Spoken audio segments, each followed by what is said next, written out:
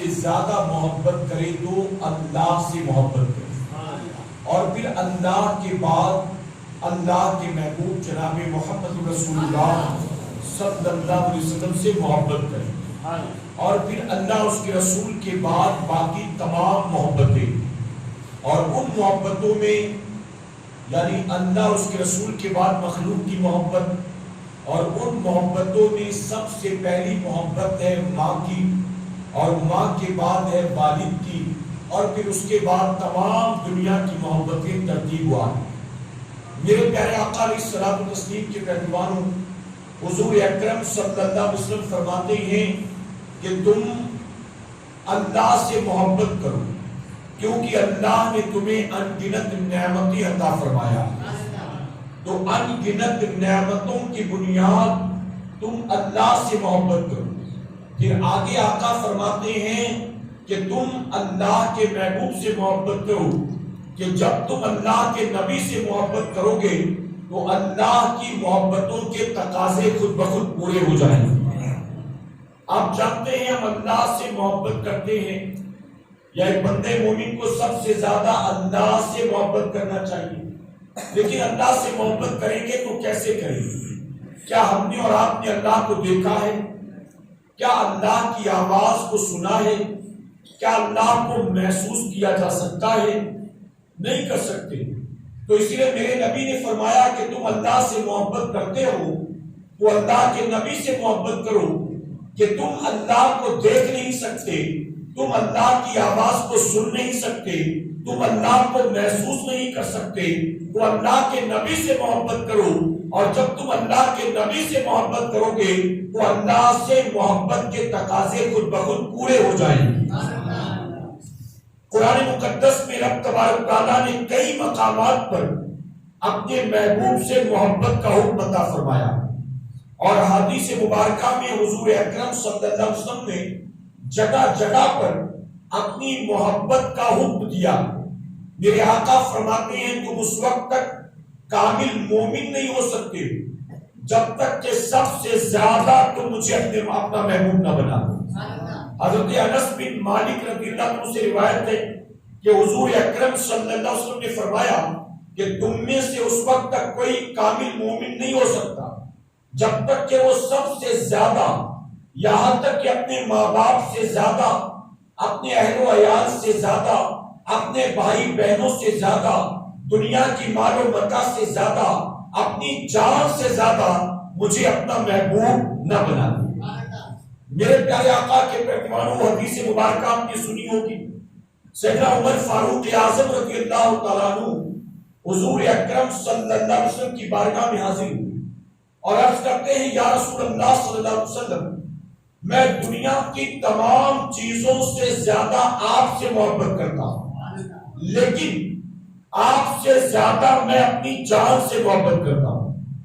یعنی ایک طرف دنیا کی تمام چیزیں اور ایک طرف آپ کی محبت ہے، لیکن جب آپ کی محبت کے مقابلے میں اپنی جان آتی ہے تو آقا میں اپنی جان سے آپ سے زیادہ محبت کرتا ہوں۔ تو میرے نبی نے فرمایا کہ اے عمر، اب تک تمہارا ایمان کامل نہیں ہوا، اب تک تم کامل مومن نہیں ہو سکے۔ یعنی نبی سے زیادہ اپنی جان سے عمر بھی محبت کرے تو آقا فرماتے عمر تم کامل مومن اب تک نہیں ہو سکے۔ فرمایا کہ سیدنا عمر فاروق اعظم نے اپنے سر کو جھکایا، اپنے دل سے اپنی جان کی محبت کو نکالا، اپنے نبی کی محبت کو بٹھانا اور بے ساختہ پکار اٹھے آقا اب عمر اپنی جان سے زیادہ آپ سے محبت کرتا ہے۔ آقا فرماتے عمر مبارک ہو کہ تم کامل مومن ہو گئے۔ تو نبی کی محبت کا تقاضا کیا ہے کہ سب سے زیادہ محبت کی جائے تو اپنے نبی سے محبت کی جائے، اپنی جان سے زیادہ اپنے نبی سے محبت کی جائے، اپنی طبیعت سے زیادہ اپنے نبی سے محبت کی جائے، اپنی نفسانی خواہشات سے زیادہ اپنی نبی سے محبت کی جائے، اپنی ضروریات زندگی سے زیادہ اپنے نبی سے محبت کی جائے۔ میرے پیارے آقا کے پہلوانوں، دنیا کا مال ہو، دنیا کی دولت ہو، دنیا کے بڑے بڑے عہدے یا کرسیاں ہو، ہماری عمارتیں ہوں یا مکان و محلات ہوں ہماری جان سے زیادہ ہم کو پیارے نہیں ہیں، لیکن فرمایا گیا جب یہ ساری چیزوں سے زیادہ آپ کو آپ کی جان سے محبت ہے، آپ اپنی جان سے بھی زیادہ اپنے نبی سے محبت کرو، اپنے نبی سے۔ میرے پیارے آقا کے پیٹوانوں میں ایگزامپل دیتا ہوں، آپ دیکھیں ایک آدمی اگر گھر کے اندر بیوی بچے موجود ہیں اور گھر میں وہ بھی موجود اور گھر میں آگ لگ جائے، ایسی آگ کے چاروں طرف لپٹے ہی لپٹے ہوں آگ کی اور گھر سے جان بچا کر نکلنا مشکل ہو، ایسی صورت میں بندہ کیا کرتا ہے؟ مال کو بچانے کی پرواہ نہیں کرتا، یہاں تک کہ جب سب کی جان پر آ پڑی تو آدمی ایسی صورت میں دنیا کے مال و دولت تو کیا اپنے بیوی بچوں کی پرواہ بھی نہیں کرتا، بلکہ اپنی جان بچانے کی کوشش کرتا ہے، اور اپنی جان بچا کر گویا یہ بتاتا ہے کہ مجھے سب سے زیادہ اگر کوئی چیز پیاری ہے تو اپنی جان پیاری۔ آپ دیکھیں ایک آدمی کی عزت پر بنائے، ایک آدمی کی جان پر بنائے، ایک آدمی کے مال و دولت پر بنائے، تو آدمی ان سب چیزوں کو بچانے کے لیے اپنا شہر چھوڑ دیتا ہے، کبھی کبھی ملک چھوڑ دیتا ہے، یعنی اپنے بیوی بچوں کے لیے، جان و مال کے لیے، عزت و آبرو کے لیے آدمی شہر چھوڑ دیتا، وطن چھوڑ دیتا، گویا وہ بتاتا ہے کہ مجھے اپنے ملک، اپنے گھر بار، شہر سے زیادہ پیارے بیوی بچے ہیں، اپنی جان۔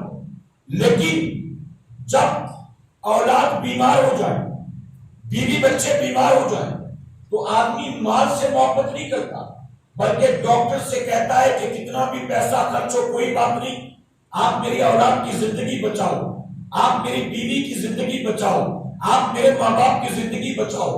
یعنی جب ایک طرف اپنے رشتے دار ہو، اولاد ہو، بیوی بچے ہو، ماں باپ ہو اور دولت، تو آدمی ایسی صورت میں دولت سے زیادہ اپنی اولاد سے محبت کرتا ہے، ماں باپ سے محبت کرتا ہے، اور کہتا ہے مال کتنا بھی خرچ ہو کوئی پرواہ نہیں ہے، لیکن ان کی جان بچاؤ، ان کی حفاظت کرو۔ لیکن جب ایک موقع ایسا آتا ہے کہ اپنی اور ان کی دونوں کی جان پر بناتی کہ یا تو اولاد کو بچا سکوں گا یا تو اپنے آپ کو، تو پھر کیا کرتا ہے؟ پھر اولاد کی جان کی پرواہ نہیں کرتا ہے، پرواہ کرتا ہے تو اپنی جان کی پرواہ کرتا ہے، اپنے آپ کو بچانے کی فکر کرتا ہے۔ لیکن نبی نے فرمایا تم اس وقت تک کامل مومن نہیں ہو سکتے جب تک کہ اپنی جان سے زیادہ تم اپنے نبی کو اپنا محبوب نہ بنا۔ اب نبی کی محبت کے تقاضے سمجھ میں آئے آپ؟ میرے پیارے آقا کے پیٹوانوں، میں جو بات اصل میں سمجھانا چاہتا ہوں، نبی سے محبت کے دعوے بہت، لیکن نبی سے محبتوں کے تقاضے جو ہے کیا ہم پورا کر رہے ہیں؟ آپ دیکھیں ہم نے 12ویں شریف منایا، آپ کے شہر میں جلوس نکلا، پورا شہر دلہن کی طرح سجایا گیا، جھنڈے بھی لگائے گئے، چراغاں بھی ہوا، نیازیں بھی ہوئی، محفلیں بھی ہوئی، رات رات پر ڈی جے بھی بجے، نعتیں بھی سنائی گئی، چندے بھی وصولے گئے۔ یعنی نبی کی میلاد پاک کے موقع پر آپ نے کتنا کچھ کیا ہے، لیکن میں آپ سے سوال پوچھتا ہوں کہ میرے بھائیوں، دل پر ہاتھ رکھ کر جواب دو، کیا ہم اور آپ صرف ایک دن کے عاشق رسول ہیں 12ویں شریف کے؟ ہم جلوس میں 4-5 گھنٹے پیدل چل رہے ہیں، ہم ہزاروں روپیہ خرچ کر کے گلی محلوں کو، بازار کو، دکانوں کو، مکانوں کو سجا رہے ہیں، ہم نیازیں بھی تقسیم کر رہے ہیں، محفلیں بھی منعقد کر رہے ہیں، سب کچھ کر رہے ہیں، لیکن روزانہ صبح اٹھ کر چہرے سے داڑھی بھی منڈا رہے ہیں، روزانہ صبح اٹھ کر کلین شیو بھی ہو رہے ہیں۔ 12ویں کو نبی کی میلاد منائی، 13 تاریخ کو فجر کی نماز پڑھی، 13 تاریخ کو ظہر کی نماز پڑھی، عصر مغرب عشاء کی نماز پڑھی، ہم عاشق رسول ہیں اپنے آپ کو کہلاتے ہیں، لیکن نبی سے محبت کے جو تقاضے ہیں اس کو پورا کر رہے ہیں؟ ہم صرف زبانی جمع خرچ کرنے والے، محض چند رسم و رواج منانے والے بن کر رہ گئے۔ کیا کوئی نبی کا عاشق ہو کر بھی نبی کی سنت کے خلاف کام کرتا ہے؟ نبی کا عاشق ہو کر نبی کے فرمان کے خلاف عمل کرتا ہے؟ میرے نبی فرماتے ہیں میری محبت کا حق یہ ہے اگر نبی سے محبت کرتے ہو تو نبی سے محبت کہاں کی کیا؟ نبی فرماتے میری محبت کہاں کی ہے کہ جو مجھ سے محبت کرتے تم ان سے محبت کرو اور تم میری سنتوں سے محبت کرو. جو نبی سے محبت کرے انہیں محبوب بناؤ اور نبی کی سنتوں پر عمل کرو. نبی کی سنتوں پر عمل کرنا تو درکنار ہماری اکثریت آج نبی کی لائی ہوئی شریعت پر ہی عمل کرتی ہوئی نظر نہیں آ رہی.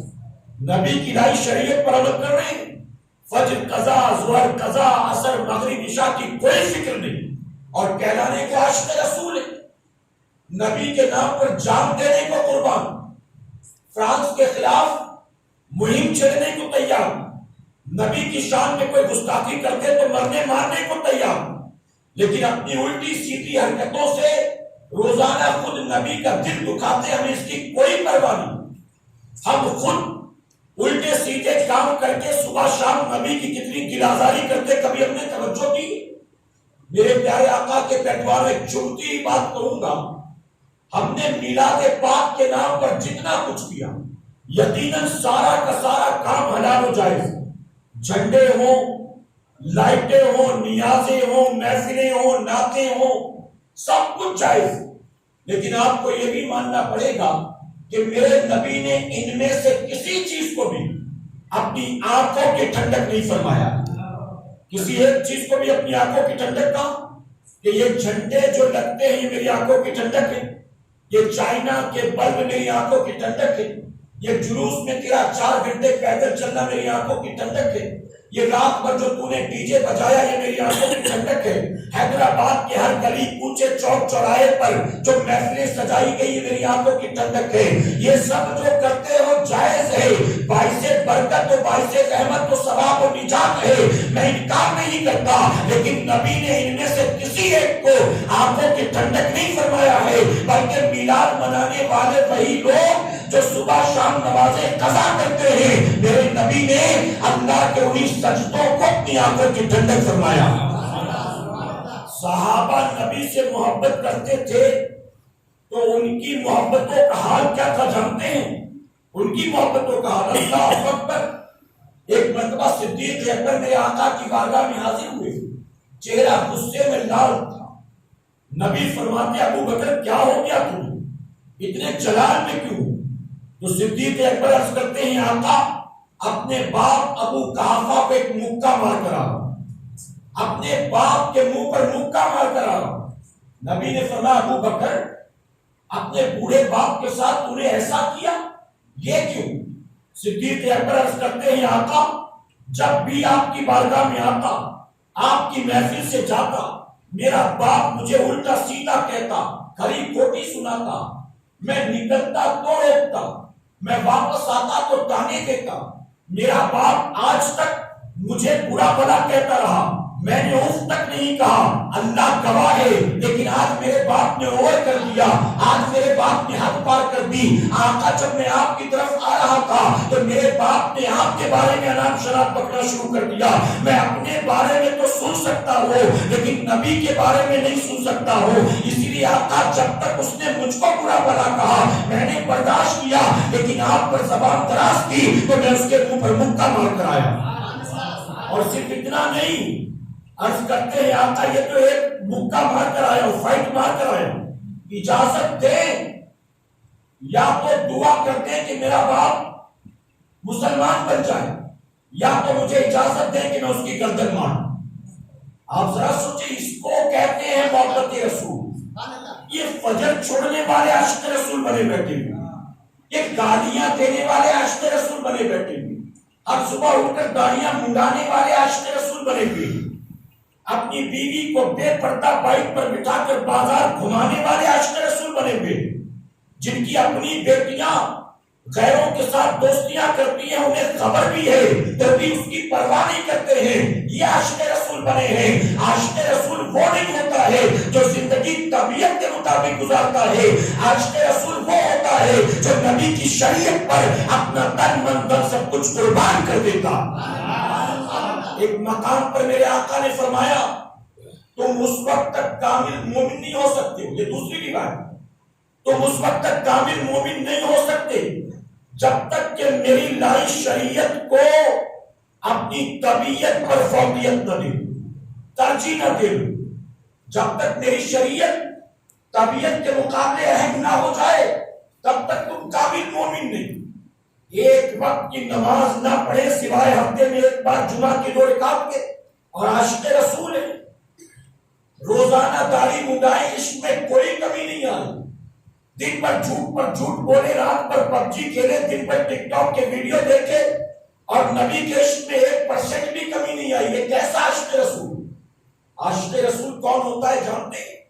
میرے پیارے آقا علیہ الصلوۃ والتسلیم کے پیغمبروں، مدینہ منورہ میں ایک 16 سالہ جوان تھے جن کا نام تھا ثعلبہ بن عبد الرحمن۔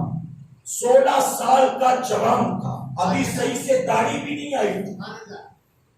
نبی کے صحابی ہر وقت میرے آقا کی محفل میں بیٹھا کرتے، میرے آقا کسی بات کا حکم دیتے، جناب ثعلبہ بن عبد الرحمن فوراً دوڑ جاتے تھے۔ آقا نے ایک مرتبہ کہا ثعلبہ جاؤ فلاں صحابی کو بلا لاؤ۔ جناب ثعلبہ بن عبد الرحمن مسجد نبوی شریف سے نکلے، صحابی کو بلانے کی نیت سے مدینے کی گلیوں میں چل پڑے۔ مدینے کی گلیوں میں اس وقت ٹھنڈی ہوا کے جھونکے چل رہے تھے۔ اچانک ہوا کے جھونکے نے ایک مکان کے دروازے پر پڑے ہوئے پردے کو اڑایا۔ اتفاق تھا کہ پردے کا اڑنا تھا، ثعلبہ بن عبد الرحمن کی نظر اس گھر میں پڑ گئی۔ پردہ جب تک تھا تب تک آگ تھی، لیکن جیسے ہی ہوا کے جھونکے نے پردہ ہٹایا، ثعلبہ بن عبد الرحمن کی نظر اندر پڑی۔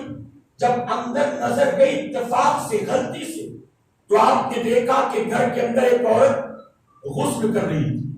غسل جیسے ہی اس عورت پر نظر پڑی آپ کانپ گئے۔ آپ کانپ گئے کہ اتنا بڑا گناہ مجھ سے کیسے ہو گیا؟ اتنا بڑا گناہ میرے نبی نے بھیجا تھا جس کام سے میں آیا اور میں نے یہ گناہ کر لیا، اب اپنے آقا کی بارگاہ میں کیا منہ لے کر جاؤں گا؟ شرمندہ ہوئے، نادم ہوئے، اب لوٹوں تو لوٹوں کیسے؟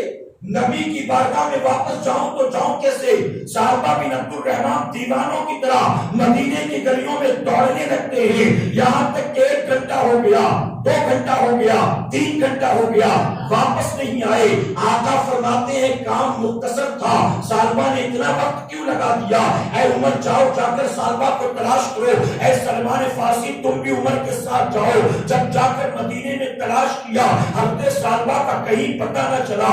آقا کی بارگاہ میں عرض کرتے آقا ثعلبہ بن عبد الرحمن کا کوئی پتہ نہیں، آپ نے جن کو بلانے بھیجا تھا ان کے گھر بھی نہیں گئے، ہم ان کے گھر جا کر ڈھونڈتے ہیں تو وہاں بھی موجود نہیں ہے، پتہ نہیں ثعلبہ کہاں چلے گئے۔ آقا نے فرمایا کہ ٹھیک ہے ایک کام کرو، کل پھر جا کر تلاش کرنا۔ دوسرے دن پھر تلاش کرتے ہیں، کوئی پتہ نہ چلا۔ تیسرے دن پھر پورے مدینے میں ڈھونڈا، لوگوں سے پوچھا، کوئی پتہ نہ چلا۔ آقا نے چوتھے دن فرمایا کہ مدینے سے باہر جا کر تلاش کرو، ہو سکتا ہے مدینے سے باہر نکل گئے ہو۔ فرمایا کہ سیدنا عمر فاروق اعظم ہے اور جناب سلمان فارسی ہے، حضرت ثعلبہ بن عبد الرحمن کو تلاش کرنے کے لیے مدینے سے باہر نکلتے ہیں۔ آئے مدینے میں تلاش کیا لیکن کہیں کوئی پتہ نہ چلا۔ ایک چرواہا نظر آیا جو بکریاں چراتا تھا، اس چرواہے سے ملاقات کی اور کہا کیا تم نے ثعلبہ کو دیکھا ہے؟ اس نے کہا میں نہیں پہچانتا کسی ایسے نام کے آدمی کو۔ لوگوں نے بتایا 16 سال کا جوان ہے، اتنا حسین و جمیل ہے، ایسا خوبصورت ہے، ایسے کپڑے پہنتا ہے۔ چرواہے نے کہا میں نے اس طرح کے کسی آدمی کو نہیں دیکھا، ہاں البتہ 3 دن ہو گیا ہے ایک لڑکا ہے، 3 دن ہو گیا ایک نوجوان ہے، اس پہاڑ کی چوٹی پر نہ جانے کیوں رو رہا ہے، کون ہے، کہاں سے آیا ہے، کس جرم کی وجہ سے روتا ہے میں نہیں جانتا ہوں، ہاں لیکن اس کے رونے میں اتنا درد ہے، اتنا درد ہے کہ میری بکریاں اگر اس طرف جاتی ہیں تو اس کے رونے کو سن کر میری بکریاں بھی چارہ چرنا چھوڑ دیتی ہیں۔ اللہ اکبر! اے سرکار مدینہ کے پیغمبروں، صحابہ سمجھ گئے کہ وہ کوئی اور نہیں حضرت سالبہ بن عبد الرحمن ہوں گے۔ اب وہ چرواہا کہتا ہے جب صبح ہوتی ہے تو وہ لڑکا پہاڑی سے نیچے اتر کر آتا ہے، میں اس کو تھوڑا سا بکریوں کا دودھ دو کر دیتا ہوں، وہ پیتا ہے اور پھر پہاڑی پر چلا جاتا ہے۔ سیدنا عمر فاروق اعظم نے کہا کل صبح جب وہ نیچے آئیں گے ان کو دودھ مت دینا بلکہ ہم کو اطلاع کرنا، ہم دیکھیں تو صحیح وہ ہے کون۔ فرمایا گیا اس کے بعد جب دوسری صبح آتی ہے حضرت سالبہ بن عبد الرحمن نیچے اتر کر آتے ہیں، چرواہے نے دودھ نہیں دیا بلکہ کہا تھوڑی دیر انتظار کرو، آپ کو انتظار کے لیے روکا اور خود گیا مدینے میں سیدنا عمر فاروق اعظم کو اطلاع کی۔ عمر فاروق اعظم سلمان فارسی کو لیتے ہیں اور جا کر دیکھتے ہیں کہ یہ کوئی اور نہیں بلکہ سالبہ بن عبد الرحمن ہی تھے، لیکن جانتے ہو ابھی 4-5 دن ہی ہوئے تھے۔ سالبہ بن عبد الرحمن کا حال کیا تھا؟ 16 سال کا وہ خوبصورت جوان جو آقا کی محفل سے اٹھتا تھا کسی صحابی کو بلانے کے لیے، 4 دن میں خوف خدا کا یہ عالم تھا کہ سوکھ کر کانٹا بن چکے تھے، ہڈیوں کا ڈھانچہ بن چکے تھے۔ عمر فاروق اعظم نے کہا اے سالبہ یہ تجھے کیا ہو گیا، آخر تو اتنا کیوں روتا ہے؟ جب نبی نے تجھے بلایا ہے۔ حضرت سالبہ نے کہا اے عمر میں اس لائق نہیں ہوں کہ اپنے نبی کو اپنا منہ دکھا سکوں۔ انہوں نے کہا آخر بات کیا ہے؟ عرض کرتے ہیں مجھ سے بہت بڑا گناہ ہو گیا، میں نبی کو منہ دکھانے کے لائق نہیں رہا۔ سیدنا عمر فاروق اعظم نے بہت اصرار کیا لیکن انہوں نے انکار کر دیا۔ آخرکار سیدنا عمر فاروق اعظم مدینے جاتے ہیں، آقا کو بلا کر لاتے ہیں۔ فرمایا کہ جب آقا تشریف لائے سالبہ بن عبد الرحمن چونکہ بہت کمزور ہو چکے تھے، آپ زیادہ دیر بیٹھ نہ سکے بلکہ وہیں زمین پر لیٹ گئے تھے۔ امام الانبیاء تشریف لائے، رحمت للعالمین آقا تشریف لاتے ہیں، آپ سرہانے بیٹھے اپنے غلام کے، ان کے سر کو اٹھایا اور اپنی گود میں رکھ لیا ہے۔ حضرت سالبہ نے سوچا شاید میرے والد آئے ہوں گے، شاید میری ماں آئی ہوگی، شاید میرے گھر کا کوئی افراد آیا ہوگا۔ انہوں نے آنکھ کھول کر دیکھا تو دیکھا کہ میرے گھر کا کوئی آدمی نہیں ہے بلکہ رحمت للعالمین آقا نے اپنی گود میں میرے سر کو رکھ لیا ہے۔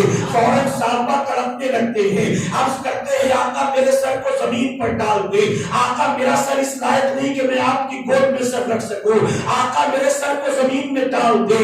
آقا مسکرا کر فرماتے سالبہ ارے جس گناہ کو تو یاد کر کے روتا ہے تجھے کیا پتا میرے رب نے تیرے گناہ کو کب کا معاف فرما دیا ہے، میرے رب نے تیری غلطی کو معاف کر دیا۔ اتنا سننا تھا، حضرت سالبہ مسکراتے ہیں، آقا فرماتے ہیں سالبہ اب بتاؤ کیسا لگ رہا ہے؟ حضرت سالبہ عرض کرتے ہیں آقا ایسا لگتا ہے جیسے پورے بدن پر چینٹی رینگ رہی ہو۔ آقا فرماتے سالبہ اب تیری زندگی کا آخری وقت آ گیا ہے۔ ابھی گفتگو چل رہی تھی، نبی کی گود میں ان کے جسم سے روح پرواز کر جاتی ہے، جب جسم سے روح پرواز کرتی ہے صحابہ ان کی باڈی کو لے کر مدینے آتے ہیں، غسل دیا جاتا ہے، کفن پہنایا جاتا ہے، اس کے بعد جنازہ اٹھا کر لے جایا جاتا ہے۔ جب جنازہ اٹھا کر لے جایا جا رہا تھا فرمایا کہ جنازے میں چند صحابہ شامل تھے لیکن میرے آقا صلی اللہ علیہ وسلم کا حال یہ تھا، آقا جنازے میں حضرت سالبہ کے اپنے پنجوں کے بل چل رہے تھے۔ عمر فاروق اعظم کو بڑی حیرت ہوئی، عرض کرتے ہیں آقا یہاں اتنا مجمع تو نہیں ہے، یہاں اتنی بھیڑ بھاڑ تو نہیں ہے، آپ آخر پنجوں کے بل کیوں چلتے ہیں؟ آقا فرماتے عمر جو میں دیکھتا ہوں وہ تم نہیں دیکھتے، اگرچہ اس وقت مدینے میں چند لوگ ہی سالبہ کے جنازے میں شامل ہوئے تھے لیکن عمر تجھے کیا پتا اللہ نے سالبہ کے جنازے میں آسمان سے 70,000 فرشتوں کو بھیجا ہے، 70,000 فرشتے آئے تھے۔ اللہ اکبر۔ اے سرکار مدینہ کے پیروانوں آپ ذرا سوچیں، آپ کسی مفتی سے جا کر پوچھیں، آپ کسی عالم سے جا کر پوچھیں تو وہ بھی یہ جواب دے گا اگر غلطی سے نظر کسی پر پڑ جائے تو یہ گناہ بھی نہیں ہے اور اس پر قیامت میں کوئی پکڑ بھی نہیں ہے، لیکن عاشق رسول حقیقت میں وہ ہوتا ہے کہ غلطی سے بھی غیر کے جسم پر نظر پڑ گئی تو روح کانپ جاتی ہے، دنیا سے دل اٹھ جاتا ہے، اپنے نبی کو کیا منہ دکھاؤں گا، بس دل میں یہ خیال پیدا ہو جاتا ہے۔ ہم عاشق رسول کہلاتے ہیں، رات رات پر یوٹیوب پر گندی گندی فلمیں دیکھتے ہیں، گندے گندے ویڈیوز دیکھتے ہیں، گندی گندی پکچر دیکھتے ہیں۔ میں تو معذرت کے ساتھ کہوں گا ہم نے دیکھا کئی داڑھی والے ہیں فیس بک پر صرف اپنا فوٹو نہیں اپنی بیوی کا فوٹو بھی اپلوڈ کر دیتے ہیں، اپنی بیٹی کا فوٹو بھی اپلوڈ کر دیتے ہیں۔ اب تو ہم اتنا آگے نکل چکے ہیں. اگر بہن کے گھر دعوت ہو, ہم دعوت میں اپنی فیملی کو لے کر جاتے ہیں, اس کے بعد گھر کی تمام بچیوں, گھر کی تمام عورتوں, گھر کی تمام بیٹیوں, سب کی تصویروں کو اپلوڈ کرتے ہیں فیس بک پر اور دنیا بھر کو دکھا کر نمائش کرتے ہیں.